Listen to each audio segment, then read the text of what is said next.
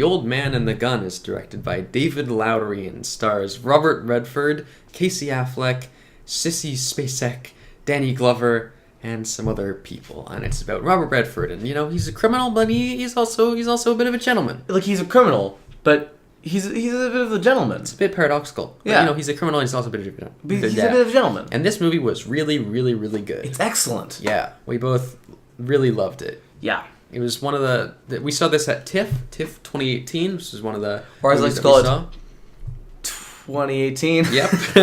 And I think this was the first movie that I really, really, really liked. I loved it. Yeah.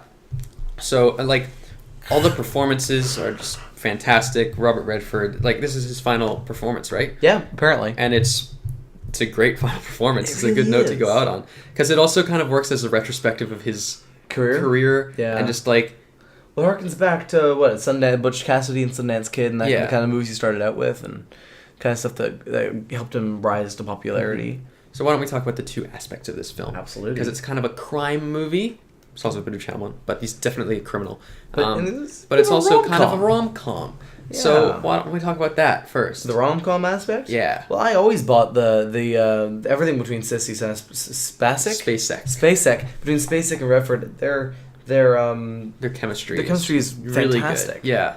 All the scenes, they're always slightly, there's an edge of tension under the entire movie, because you never really know what he's going to do, but at the same time, he's not like the Joker where he's unpredictable or anything. Yeah. He's a gentleman. He seems spontaneous, but he's very charming, and through the entire thing, it's such a pure movie, Even really though he's is. robbing banks and stuff, it's just he's so nice, and it's such a calm movie. I found it very calming. It really is. It's a very gentle film. Yeah. That's the thing. I think David Lowery makes very gentle films. Yes. He did that with Pete's Dragon, which I love. I think that's a really underrated kids movie. Mm. And Robert Redford was in that, actually. Oh, really? He did that with The Ghost Story, which Casey Affleck was in. Yeah. So really, this is the epitome of his career. Yeah.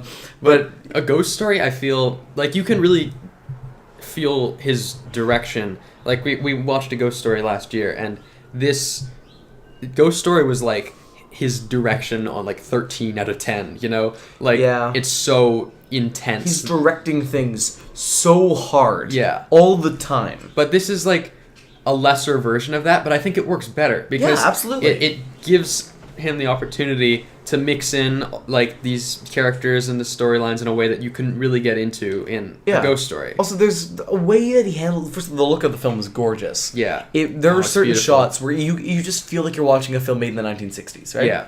It's just the stock music and everything. The music's gorgeous, but he also incorporates a lot of modern kind of acrobatic filming techniques, with the whip pans, and there's a lot of moving shots. Yeah, the kind of heist movie cliches. Fits in so perfectly into his style. But they feel very subtle and very kind of.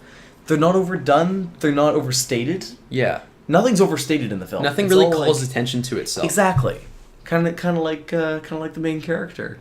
Hey, because he's a bit of a gentleman. And also he's robbing banks, so it would be a bad idea to call attention to himself. Yeah, I got him. Also, Casey Affleck was in this. Yeah. Strangely, because Robert Redford and Casey Affleck are kind of on opposite sides here, because Casey Affleck's the cop and Robert Redford is the criminal, but he's also a bit gentleman. I can't not say that. But you're rooting for both of them because they're both so likable, and you root for Casey Affleck because obviously Robert Redford's doing crimes. But you also because you're rooting for Robert Redford because he's a bit of a gentleman and he's a sweetheart. Clearly, he's having a good time. Yeah, and he's just so and there's no real there's no bad guy. Everyone's a good guy. But it still works, and there's still conflict. There's tons of conflict, because it's like watching Tom and Jerry. Are you cheering for the cat to get the mouse, or are you cheering for the mouse to get away from the cat? You never know. I think you're mostly cheering for the mouse to get away from the cat. Hey man, don't ruin my analogy here. Okay.